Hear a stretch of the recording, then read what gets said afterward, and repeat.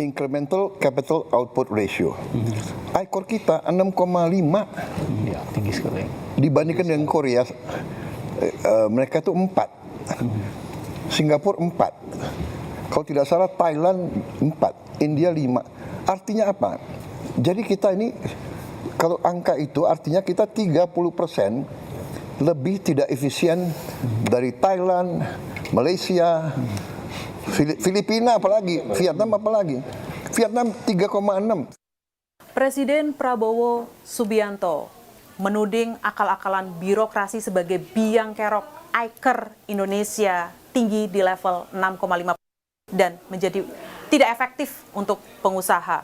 Saya Dia Megasari Anjaya akan tanya langsung kepada akademisi dan ekonom Universitas Gadjah Mada sekaligus Chief Economist IBC Ibu Deni Purbasari.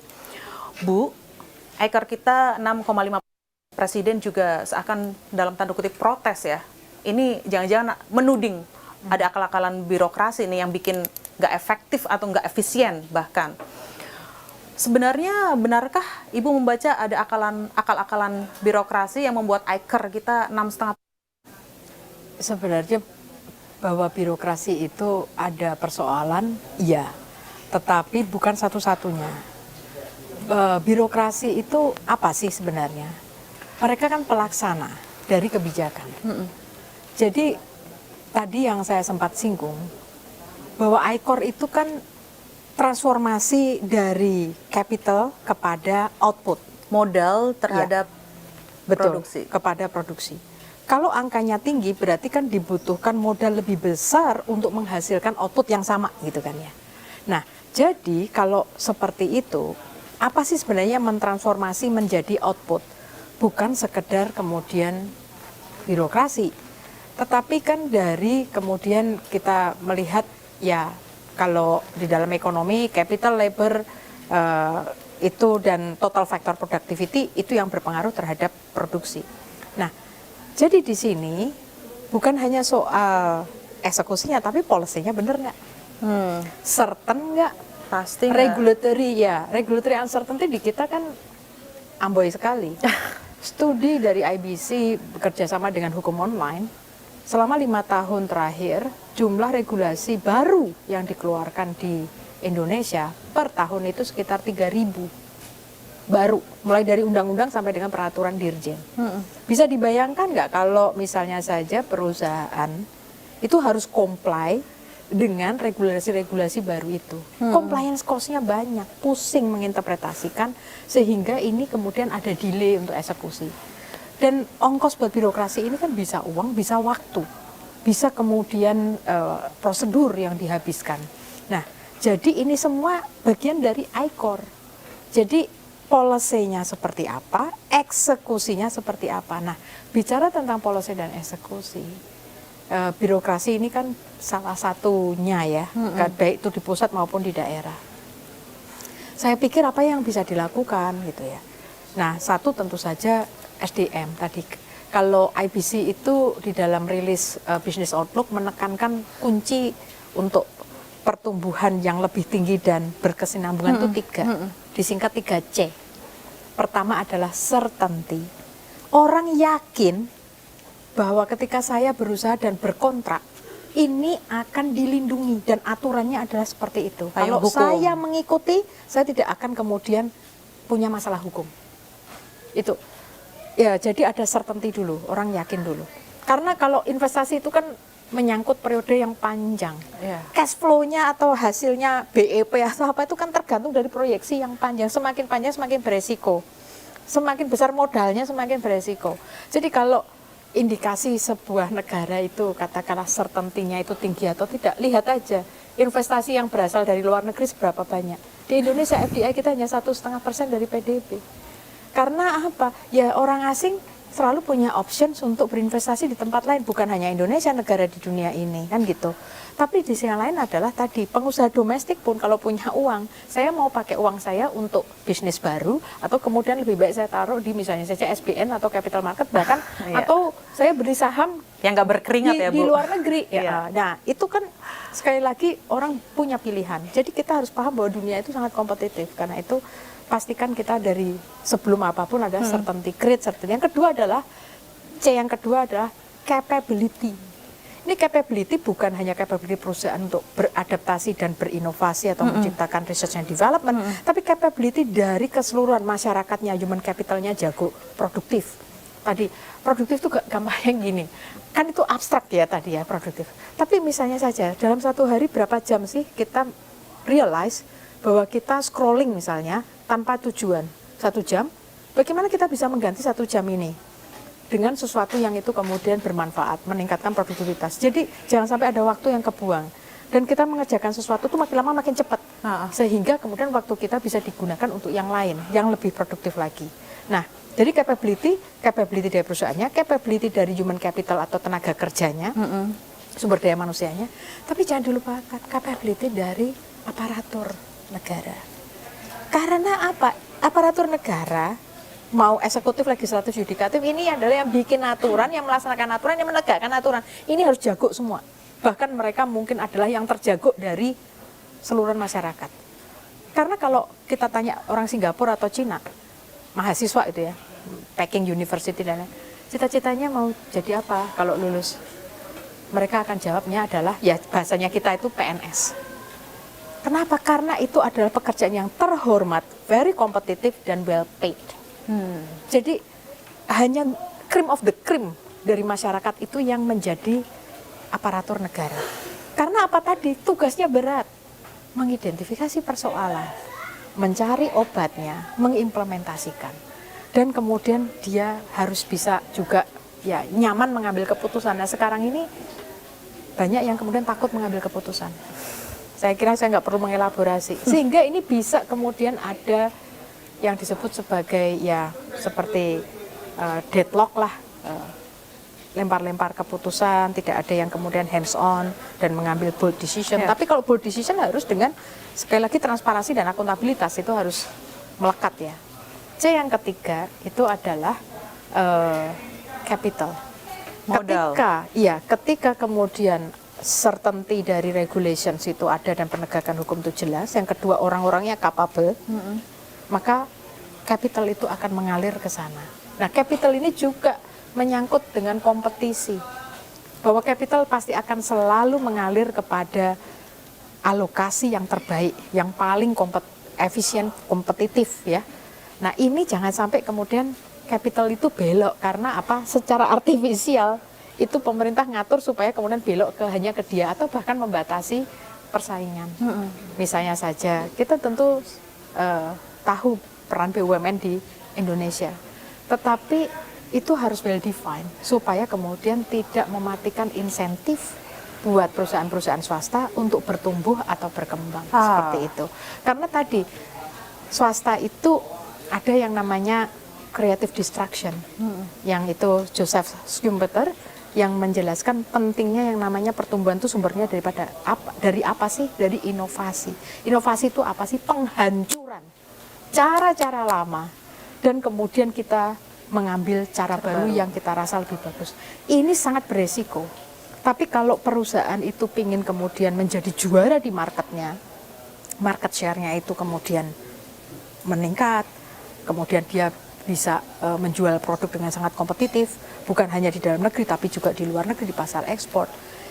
Creative destruction dan insentif untuk dia selalu berinovasi ini harus terus diciptakan, dan itu adalah lewat persaingan. Jadi dan tadi certainty, saya sudah berinovasi ini tahu-tahu regulasinya berubah, betul. Sebenarnya saya mendengar masalah tantangan regulasi, perubahan regulasi ini tidak kali ini aja, Bu. Ketika saya berdialog dengan pengusaha, tantangan terbesar mereka di sini justru bukan tekanan eksternal, tetapi bagaimana regulator kita merespons dengan regulasi itu, perubahan regulasi. Mungkin saya membacanya gini, Bu. Pemerintah juga mungkin mengubah regulasi sebagai penyesuaian, meskipun satu sisi pengusaha pasti menjadinya kan menganggapnya sebagai ketidakpastian regulasi seperti itu, bahwa ada komunikasi yang nggak match juga nih antara pemerintah maksudnya apa, pengusaha inginnya seperti apa. Jembatannya apa sih, Bu, sebenarnya untuk biar ICAR ini larinya ke ICAR lagi ya, biar pengusaha juga di sini nggak merasa modal gue udah gede tapi kok marginnya tipis banget seperti itu loh Bu. Jadi yang sebentar, ini pertanyaan kamu ini penting supaya saya nggak lupa ini. Jadi pertama adalah soal tadi regulasi yang berubah bukannya itu sebuah keniscayaan karena kita mengadjust. Harus hati-hati, adjustment itu karena adanya regulasi yang sudah kita keluarkan dan salah dan itu harus dikoreksi versus kemudian yang memang harus beradaptasi dengan perkembangan. Iterasi beratnya. Yang paling berat itu adalah yang pertama, regulasi yang awal itu salah. That's why membuat regulasi itu prosesnya panjang. Karena kalau regulasi itu keliru, maka kalau itu dilanggengkan justru very costly untuk perekonomian karena itu memang harus diubah. Tapi kalau regulasi itu memang sudah benar, tetapi perlu iterasi lebih lanjut untuk mewadahi perubahan yang positif, itu bukan dianggap sebagai ketidakpastian. Karena itu regulasinya harus benar dulu. Itu masalahnya kalau regulasinya yang pertama itu sudah salah, kemudian setelah ternyata salah, dikoreksi, itulah yang menyebabkan uncertainty. Karena kadang bisnis sudah merespon terhadap regulasi yang salah ini, dia sudah invest, tapi kemudian loh kok dicabut, kok diubah aturan mainnya, itu yang kemudian membuat bisnis tidak nyaman. That's why membuat regulasi butuh yang nomor 2 tadi, capability. Dan itu dibutuhkan proses yang cermat, diskusi yang luar biasa, dan kemudian tadi sebuah planning yang itu adalah jangka panjang. Karena jangan sampai kita itu hanya fokus di jangka pendek, tapi at the cost of long run growth atau capability kita untuk bertumbuh, capacity to grow itu rusak karena kita hanya mengejar pertumbuhan jangka pendek. Nggak sustain maksudnya gitu ya? Ya, karena kan kita tahulah dari literatur ekonomi Econ 101, itu kebijakan fiskal dan moneter itu bisa seperti steroid untuk membuat kita bisa lari kencang, tapi habis itu kita rusak fisiknya gitu. Itu bisa, atau bahkan itu membuat ekonomi destabilizing, itu bisa.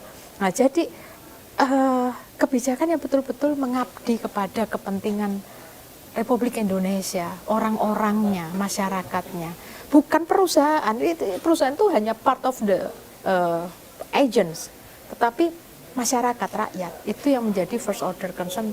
Pengabdian kebijakan itu adalah untuk mereka gitu. Jadi hati-hati karena ya itu tadi total surplus perekonomian, ada producer surplus, ada consumer surplus, ini kita harus seimbang gitu ya. Tetapi bagaimana untuk memastikan bahwa kita itu sudah membuat regulasi yang serve the greater goods for the society. That's why itu harus prosesnya transparan, melibatkan, ada perdebatan, dan begitu dikeluarkan pastikan itu ya itu tadi certain bahwa diimplementasikan dengan konsisten. Tapi hulunya ini harus benar dulu. Kalau hulunya sudah salah, dibiarkan ya tambah salah gitu ya. Dikoreksi uncertain karena tadi sudah ada bisnis yang masuk. That's why membuat regulasi itu sangat secret sih buat saya sih. Nah, butuh proses. Nah, tapi tadi yang sempat disampaikan lagi selain daripada itu saya jadi kalau ICOR itu 6,5 memang kemudian dibutuhkan investasi itu mencapai 52% dari PDB, which is too expensive for us. Tetapi kalau kita bisa menurunkan ke 4 misalnya saja ya. Betul.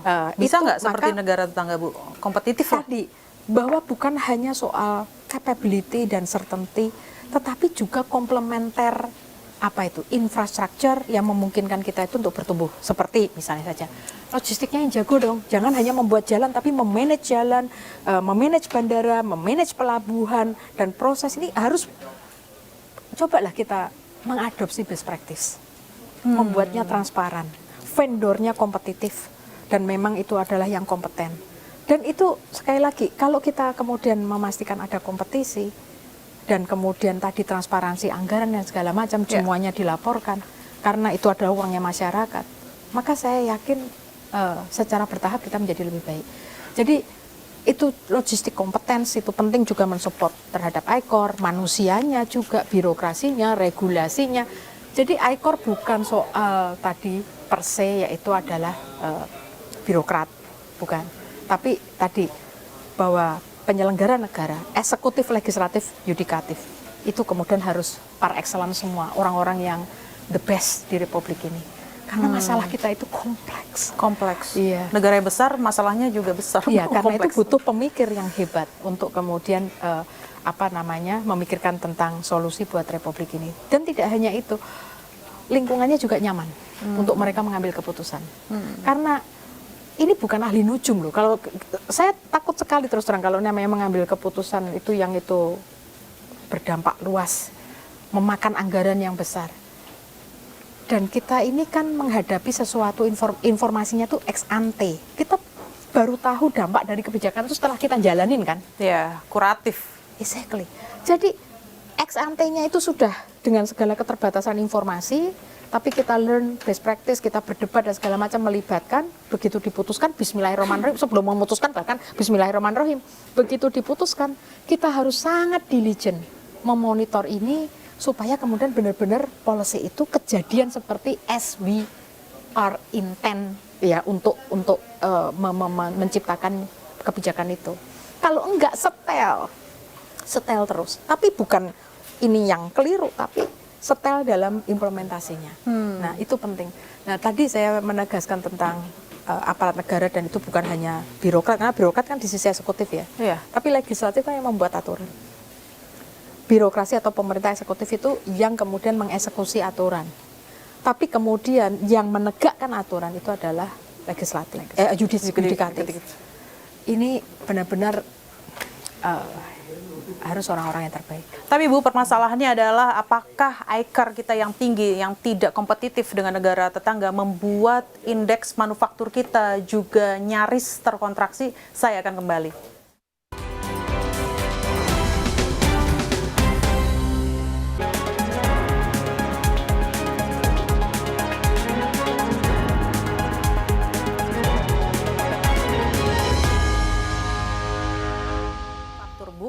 Indeks manufaktur kita ada di level 50,4 Bu, sedikit lagi di level kontraksi ya, tidak ekspansif lagi Bu. Jika sektor manufaktur lesu Bu, sebenarnya pertumbuhan kuartal 2 ini masih kredibel nggak sih sektor real, di FDI misalnya lah, asing ke FDI, itu gimana ya Bu kalau kondisinya seperti ini Bu? Kalau kita melihat FDI itu tidak hanya di sektor manufaktur, tetapi di sektor primer maupun di sektor tersier itu juga ada FDI-nya. Nah, jadi misalnya saja FDI di bidang pendidikan, di bidang tourism, hotel-hotel itu misalnya, itu adalah kalau FDI ya memang ada. Manufaktur juga ada, tetapi yang di sektor agriculture atau di sektor primer seperti pertambangan juga ada. Betul. Jadi PMI ya ini kalau sudah 50,4 kita perlu kemudian lebih alarm gitu. Tetapi sebenarnya tren globalnya juga menurun. Seperti misalnya PMI Cina itu menurun.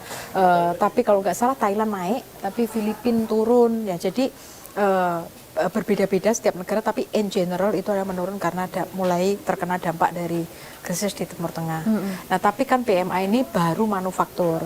Nah kita harus melihat perekonomian Indonesia kan secara holistik, bukan hanya manufaktur. Tapi tadi bahwa di hari seperti sekarang, attracting modal asing untuk berinvestasi di Indonesia dalam bentuk FDI, itu kan sangat sulit karena adanya ketidakpastian, supply chain-nya juga sudah berubah karena belok-belok siapa teman siapa lawan di geopolitik kita. Dan kemudian tentu saja melihat bagaimana lingkungan regulasi di Indonesia. Indonesia mungkin unggul dalam hal satu, marketnya besar, marketnya muda, pertumbuhan ekonominya masih lumayan. Kan orang masih melihatnya seperti itu secara relatif term dengan the rest of the world ya. Tapi ada kemudian ya isu struktural yang memang harus diatasi supaya itu modal kemudian datang ke Indonesia. Nah, yang lainnya lagi yang saya pikir penting terkait dengan ini adalah studi memang menunjukkan bahwa peningkatan upah itu yang paling tinggi itu ada di sektor tertentu. Manufaktur ini sebenarnya termasuk sektor so-so bukan sektor yang paling utama untuk meningkat baik levelnya tinggi maupun kemudian pertumbuhan upahnya tinggi. Karena statistik menunjukkan yang upahnya itu tinggi dan tumbuh tinggi itu adalah sektor telekomunikasi, mining, dan juga sektor kesehatan. Karena yaitu mungkin isinya juga bisnis operation ya, seperti business processes, sorry. Nah, jadi misalnya saja kenapa begitu? Well, karena mungkin di sektor mining itu heavy capital. Yang kerja di situ mungkin engineers, ya. Mungkin adalah driver dan segala macam yang mengoperasikan alat berat, tapi dia karena padat kapital, karena itu upahnya tinggi.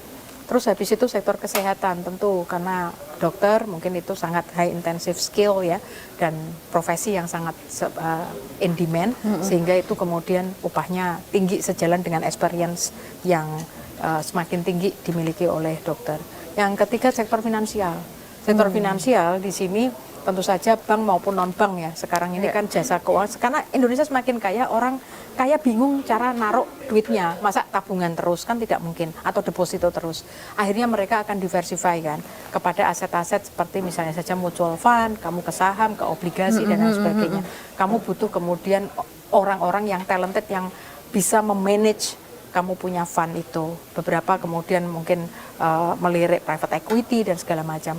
Investment bank gitu ya, bukan yang bank biasa, karena itu yang kemudian memberikan upah yang tinggi. Tapi bisa dilihat kan, ini pekerjaan yang cukup high skill, dan kemudian orang itu sangat spesialis, dan experience mereka 1 tahun, 2 tahun, 3 tahun itu sangat berarti untuk meningkatkan upah mereka itu. Karena tidak semua jenis pekerjaan itu bisa memberikan upah yang tinggi dan pertumbuhan yang tinggi. Artinya learning opportunity-nya itu adalah semakin skillnya itu semakin jagoan itu. Tidak semua pekerjaan. Misalnya saja mohon maaf, pekerjaan cuci piring misalnya saja, ya akan begitu terus ya. Repetisi ya, iya, bukan betul. kognitifnya yang berkembang. Betul. Nah, jadi kita harus hati-hati melihat sektor ini, karena itu kebijakan negara bagaimana melakukan tadi ya perbaikan di bidang pendidikan dan pelatihan itu sangat penting untuk kemudian betul-betul lembaga pelatihan dan pendidikan itu adalah yang bagus. Syukur-syukur kemudian kita inviting lembaga-lembaga vocational schools dari luar untuk melatih di sini, karena ada pekerjaan yang tidak bisa digantikan oleh AI. Tukang, roofer, plumber, kemudian tiler dan segala macam itu negara-negara maju membutuhkan orang-orang yang bekerja dengan tangan. Ini tidak bisa didiskusi oleh AI. Tapi bagaimana skill tukang-tukang kita itu jagoan par dengan standar internasional. Itu bagaimana kita kemudian bisa menghadirkan lembaga-lembaga pelatihan seperti itu, dan orang-orang tukang-tukang yang sudah berpengalaman itu dididik seperti itu dalam jangka waktu mungkin hanya 6 bulan, 1 tahun intensif, dan setelah lulus itu bisa kemudian bekerja di luar negeri. Tentu saja simultan ya, tidak hanya tentang know-how-nya yang itu par internasional, tapi juga bahasa asingnya dan attitude-nya. Nah, jadi kita perlu untuk kemudian berani memulai langkah-langkah seperti itu dan tidak business as usual, karena konteks dunia, konteks bekerja ya, lapangan pekerjaan dan pekerjaan itu berubah. Jadi pemerintah kemudian harus lebih agile untuk kemudian beradaptasi dengan itu semua. Nah, karena itu tadi kalau dibilang birokrasi yang rigid yang menyebabkan agak kemandekan ya dari inovasi, itu saya tadi sampaikan itu benar, tetapi tidak semuanya. Ya, seperti itu. Bu, berarti gini, dengan indeks manufaktur kita yang mendekati kontraksi, artinya kita tidak bisa mengandalkan ekspor dari barang jadi ya, kita bisa mengubahnya ke ekspor jasa. Exactly, betul kan, Budi. Karena mari kita lihat Filipina. Negaranya tidak sebesar Indonesia, tetapi ekspor talents mereka ke seluruh dunia begitu besar, sehingga mereka itu kemudian mengirimkan remittances yang sangat besar balik ke Filipina, dan kemudian ini bisa memperkuat cadangan devisa mereka. Jadi cadangan devisa, kita kan selalu tahu ya bahwa current account kita itu defisit disebabkan karena neraca jasa. Tetapi kemudian untuk neraca barang kita baik-baik saja. Nah, dan Indonesia ini terkenal sebagai negara komoditas. Karena itu sebenarnya kalau melihat opportunity di Indonesia, Indonesia ini kaya dan segala macam karena sumber dayanya banyak dan segala macam, itu benar. Tetapi bagaimana mengelola sumber daya itu dengan baik, dan kemudian membuat perusahaan asing kalau memang mau mengeksploitasi atau mengerjakan sumber daya tersebut itu sesuai dengan tata kelola yang baik. Itu kan, itu yang kita harapkan. Bukan berarti ini kita tutup sama sekali, tidak. Tetapi sekali lagi harus dengan tata kelola yang baik. Karena undang-undangnya kan sudah banyak, undang-undang sumber daya alam, undang-undang pertambangan dan segala macam, ikuti dan tegakkan dengan baik. Itu saya pikir ya penting. Tapi tadi bahwa ya kita jangan melulu pada barang, benar. Jangan komoditas terus, karena komoditas itu bisa habis.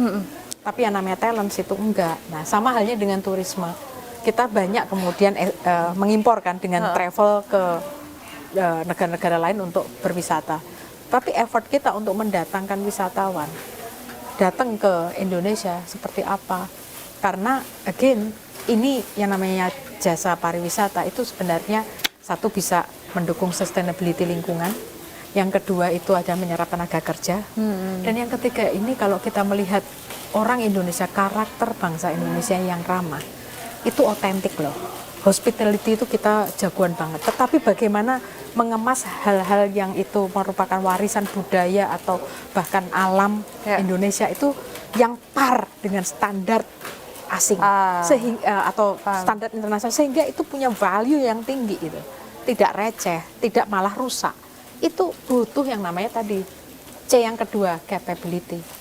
Betul. Jadi capability untuk mengelola, memanage ini kita juga defisit sekali. Iya, saya membacanya bahwa skill itu jangan hanya ya skill aja, tetapi bobot skillnya itu yang matters ya Bu. Biar kalau ketika bobot skill itu ditambah, value atas seseorang jasa itu menjadi lebih berharga dan bisa beli bensin hanya dalam waktu 10 menit ya Bu.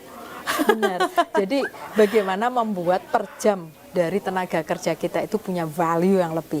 Berarti mereka harus kemudian bekerja ke sektor yang memberikan yaitu tadi nilai tambah yang besar. Sektor seperti apa ya? Tentu saja tadi contohnya adalah yang mendatangkan cuan yang tinggi tadi.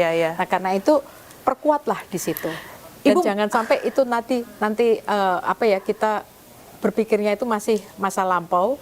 Kita justru kemudian terjerembab kepada sektor yang justru nanti terdisrupsi oleh AI. Seperti itu. Ibu maaf nih, saya menyela.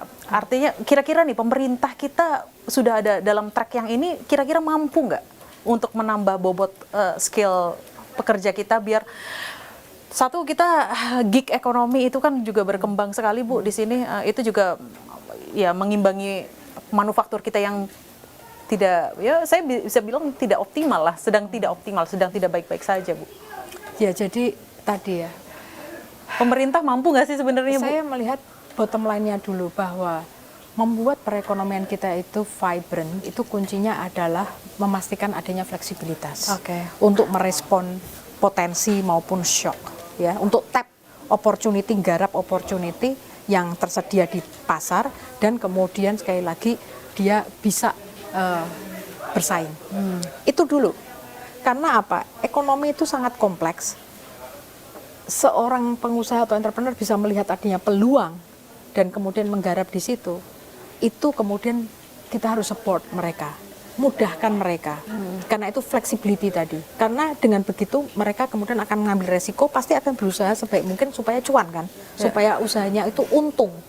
Karena itu jangan punya sikap kayak kita anti orang kaya, kita anti profit. Nggak ada bisnis itu nggak ngejar profit. Bagaimana kita sustain kalau nggak ada profit?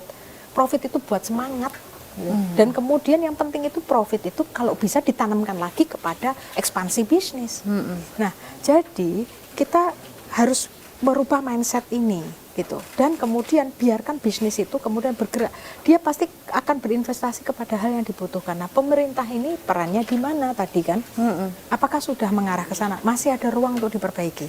Tapi terkait dengan misalnya public education, mulai dari PAUD menciptakan karakter anak. Ini kita perlu kemudian lebih banyak lah. Saya nggak tahu ya. Kita belajarlah dari best practice yang ada, bagaimana sih membuat karakter anak itu baik. Terus kemudian baru SD dan segala macam kan diisi itu kognitifnya, ya, diisi kognitifnya. Baru kemudian sudah SMP, SMA, bahkan perguruan tinggi itu kemudian kreasinya, critical thinkingnya itu kan kemudian harus sudah mumpuni. Sehingga proses yang panjang. Tapi proses yang panjang ini ketika perbaikan-perbaikan, ini jangan lupa karena setiap politisi pasti ingin sukses dalam waktu 5 tahun, dan itu misalnya salah satunya ambisi pertumbuhan ekonomi gitu ya, maka harus ada perhatian kepada the existing workers, existing usia angkatan kerja, usia produktif itu. Ini mau diinjeksi apa supaya mereka kemudian bisa menghasilkan produktivitasnya tinggi dan mensupport pertumbuhan sekarang, bukan pertumbuhan 10 tahun lagi kan, bukan pertumbuhan 15 tahun lagi, current. Nah, ini yang, dan jangan sampai kemudian mereka ya terdisrupsi dan kemudian tidak tahu where to get help gitu. Nah, jadi peran pemerintah adalah tadi mulai lah, dan kemudian kolaborasi dengan private sector yang tahu ini peluangnya di mana, support itu, dan satu lagi adalah ukur itu keberhasilannya. Jangan kemudian program alokasi dan kemudian eksekusi, laporan, penyerapan selesai itu, jangan. Tapi harus diligent dan bahkan multiple initiative itu diadu mana yang akan memberikan hasil yang paling besar. Tapi untuk bisa memberikan flexibility even kepada pemerintah melakukan eksperimentasi, ini butuh tadi sisi penegakan hukum yang itu kemudian memberikan ruang, perlindungan. Karena apa, inovasi bisa gagal kok. Tapi intentionnya seperti apa? Selama itu tidak kemudian korupsi untuk dirinya sendiri atau ada konflik kepentingan, kelalaian dan segala macam, sebaiknya itu kemudian dilindungi supaya apa? Kemudian pengambilan keputusan dan eksperimentasi untuk kebijakan publik itu kemudian terjadi. Karena otherwise orang takut ngambil keputusan. Karena nanti kalau misalnya tidak efektif for whatever reason, kamu kemudian merugikan keuangan negara misalnya seperti itu. Itu kan yang paling membuat orang kemudian takut. Jangan sampai kita menciptakan sebuah environment yang itu membuat orang-orang yang paling talented, the best and the brightest Indonesians takut untuk kemudian ada di posisi publik. Jangan sampai. Karena itu adalah the worst equilibrium ever. Percayalah, saya Diah Megasari Anjaya dan Bu Deni Purbasari sebagai akademisi Universitas Gadjah Mada sekaligus Chief Economist IBC sangat mencintai Indonesia. Saya pamit, terima kasih.